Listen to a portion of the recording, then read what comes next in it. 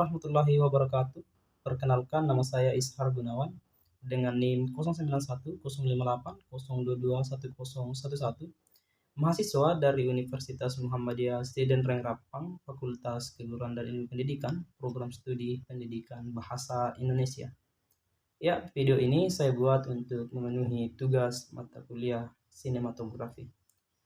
Pada kesempatan kali ini, saya akan membahas mengenai film dan sejarah perkembangannya. Ya, baik. Pada bagian pertama, pengertian film. Ya, film atau movie atau sering disebut sinema adalah gambaran hidup yang berasal dari kata kinematik atau gerak. Ya, secara harfiah, film berasal dari kata sinematografi yang berarti melukis gerak dengan cahaya. Ini mengacu pada proses merekam dan menampilkan gambar bergerak menggunakan kamera. Film juga merupakan lapisan-lapisan cairan selulosa yang dikenal sebagai seluloid yang digunakan dalam pembuatan film. Berdasarkan pengertian di atas, dapat disimpulkan bahwa film adalah sebuah medium visual yang digunakan untuk menyampaikan cerita, pesan, atau pengalaman melalui gambar bergerak yang direkam dan ditampilkan secara berurutan. Ya, film dapat berupa karya fiksi atau non-fiksi dan menggunakan berbagai elemen seperti gambar, suara, musik, dan dialog untuk menciptakan pengalaman audiovisual yang kompleks bagi penontonnya. Ya, pada bagian selanjutnya, pengertian film menurut Undang-Undang Nomor 8 Tahun 1992. Ya, definisi film pada Undang-Undang Nomor 8 Tahun 1992, film adalah karya seni dan budaya yang merupakan media komunikasi, massa visual dan audio, direkam menggunakan teknologi seperti seluloid, pita video, atau media digital lainnya. Film dapat berupa gambar bergerak dengan atau tanpa suara yang dapat dipertunjukkan melalui berbagai sistem proyeksi. Ya, baik. Ya, selanjutnya, sejarah perkembangan film di Indonesia. Ya, film diperkenalkan pertama kali di Indonesia pada 5 Desember 1900 dengan pertunjukan film dokumenter di Batavia atau Jakarta yang disebut Gambar Idoet. Nah, film cerita pertama kali dikenalkan pada tahun 1905 melalui film-film impor yang diubah judulnya ke dalam bahasa Melayu. Produksi film lokal pertama terjadi pada tahun 1926 dengan Lotong Kasaroeng oleh NV Java Film Company. Pada tahun 1955, Festival Film Indonesia atau FFI pertama diadakan dengan film Jam Malam karya Usmar Ismail menjadi pemenang. Ya, meskipun menghadapi krisis di pertengahan 1990-an, film-film nasional berusaha bersaing dengan munculnya sinetron dan teknologi baru seperti laser DC, VSD, dan DVD. Kamera digital juga memicu perkembangan film independen meskipun masih menghadapi kendala distribusi. Ya, pada 19 Desember 2009, Laskar Pelangi meraih penghargaan sebagai film terbaik se-Asia Pasifik. Nah, adapun klasifikasi film.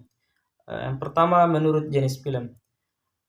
Yang pertama, cerita fiksi. Ya, film ini merupakan film yang dikarang dan dimainkan oleh aktor atau aktris.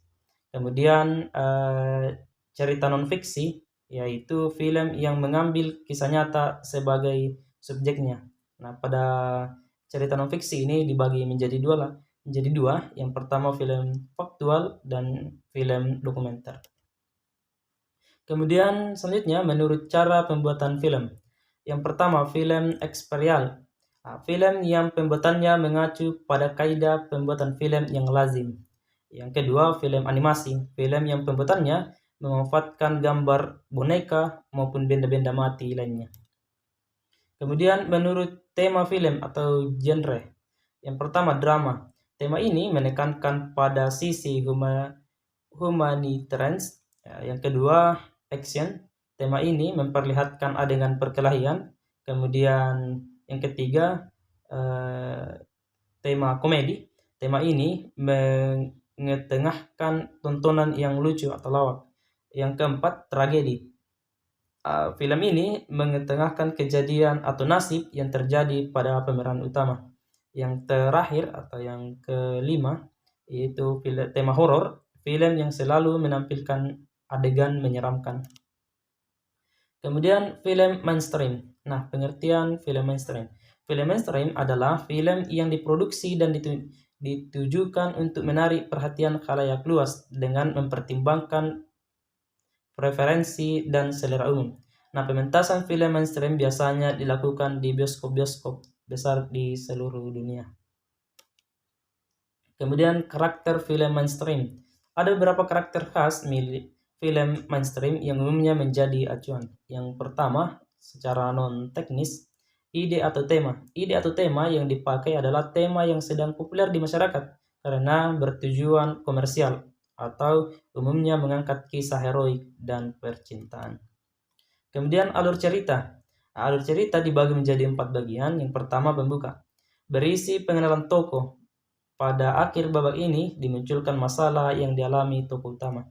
Kemudian yang kedua tengah, di mana bagian tengah ini pengembangan masalah dari masalah yang muncul pada bagian pembuka disusul munculnya tokoh-tokoh lain.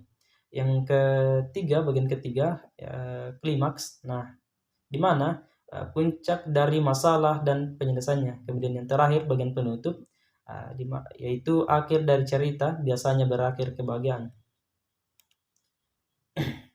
B. Teknis. Nah, secara teknis menggunakan bahan seluloid atau minimal film berdurasi 30 menit agar dapat diputar di bioskop. Kemudian memiliki jaringan kerjasama yang jelas atau luas, baik pada saat praproduksi, produksi sampai tahap distribusi film dengan tujuan utama keuntungan secara materi. Nah, yang ketiga, modal atau dana. Disediakan oleh orang atau instansi tertentu yang berpotensi sebagai produser. Yang kelima, menggunakan sistem bintang, maksudnya pemeran film sudah dikenal. Kemudian yang terakhir, ada proses sensor dari lembaga perfilman yang terkait.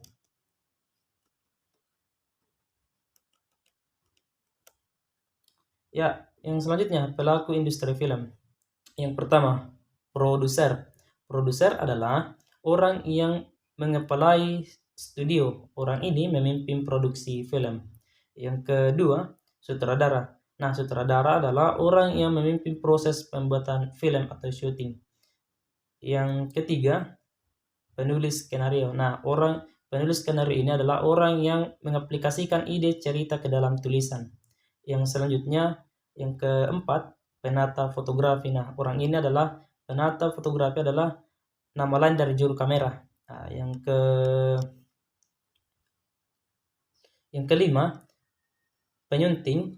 Nah, orang ini yang bertugas merangkai gambar yang telah diambil menjadi rangkaian cerita. Nah, yang keenam, penata artistik. Ya, penata artistik dapat dibedakan menjadi yang pertama penata latar, di mana orang yang menyiapkan suasana atau dekorasi. Kemudian penata gaya, yaitu orang yang membantu sutradara untuk memberikan arahan atau gaya kepada pemeran. Kemudian penata rias, yaitu orang yang membantu untuk merias pemain. Kemudian selanjutnya pemain, yaitu orang yang memainkan peran atau adegan di dalam film. Kemudian public manager. Nah, ini adalah bagian terakhir, orang yang bertanggung jawab untuk melakukan promosi untuk mendukung pemasaran film. Kemudian film independen. Ya, pengertian dari film independen. Film indie atau independen adalah karya yang diproduksi dan didistribusikan secara independen tanpa terikat pada aturan konvensional perfilman. Nah, ini menekankan kemandirian filmmaker dalam menyampaikan pesan dan ekspresi kreatif tanpa pengaruh oleh kepentingan komersial. Ya, film independen di Indonesia. Film independen di Indonesia adalah film-film alternatif di luar mainstream, diproduksi dan didistribusikan dengan sangat independen di independen filmmaker. Nah, di Indonesia, film independen muncul sebagai ekspresi komunitas atau individu, didorong oleh kebutuhan akan media ekspresi yang tidak terpenuhi. Adapun karakter film independen.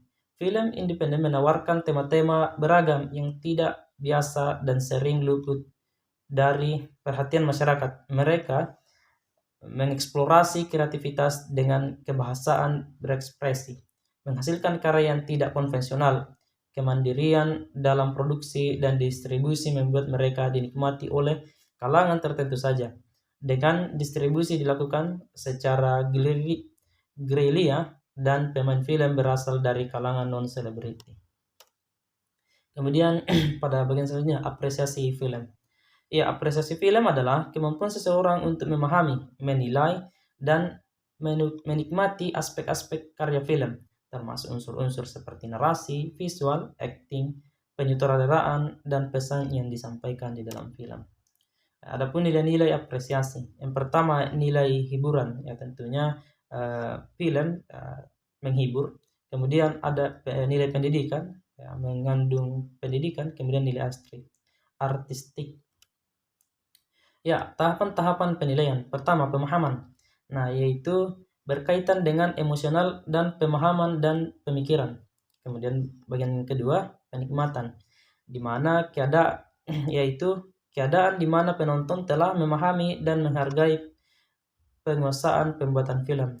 Kemudian yang ketiga dan terakhir, penghargaan. Tahapan ketika penonton memasalahkan dan menemukan hubungan dan pengalaman yang ia dapat dari film. Kemudian perbedaan seni peran film dan seni teater. Ya, yang pertama pada film, drama atau sandiwara. Yang pertama, film tidak memerlukan pengucapan vokal yang cukup kuat. Yang kedua, emosi tidak perlu kuat. Yang ketiga, make up cukup tipis. Yang terakhir atau keempat, pengambilan adegan secara partial atau sebagian-sebagian. Ya, berbeda dengan teater, yaitu yang pertama pengambilan vokal harus cukup kuat. Ya, karena seperti kita tahu teater tidak menggunakan mic. Kemudian yang kedua, emosi atau perasaan harus cukup ekstrim. Ya. Yang ketiga, makeup harus ekstrim. Yang keempat, yang terakhir, adegan dari awal sampai akhir harus sempurna. Ya, mungkin hanya itu yang bisa saya jelaskan. Lebih dan kurangnya mohon dimaafkan. Saya akhiri dengan ucapan Assalamualaikum warahmatullahi wabarakatuh.